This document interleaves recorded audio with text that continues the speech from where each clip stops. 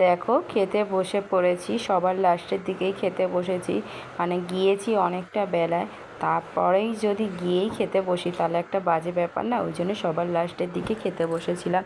আর তোমাদের দাদা ভাই, তারপরে আমাদের ননদরা সব একসাথেই খেতে বসেছিলাম, সবাই একসাথে লাইন দিয়ে বারান্দাতে খাওয়া দিচ্ছে।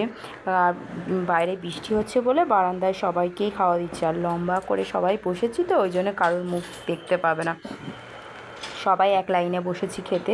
আর রান্নাবান্নাগুলো খুব সুন্দর হয়েছিল। আর কে রান্না করেছে আমি জানি না, যিনি রান্না করেছেন তিনি খুবই সুন্দর রান্না করেছে।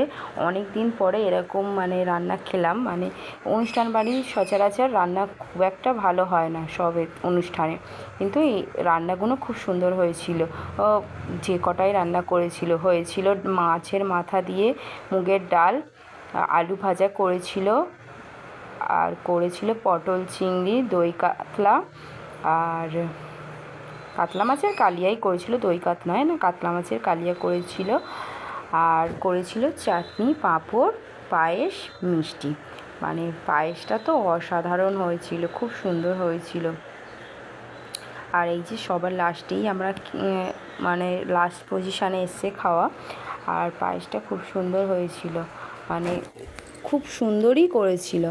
আর খেয়ে দিয়ে আমরা একটু কিছুক্ষণ বসে তারপরে আবার বাড়ি চলে এসেছিলাম, বেশিক্ষণ থাকিনি।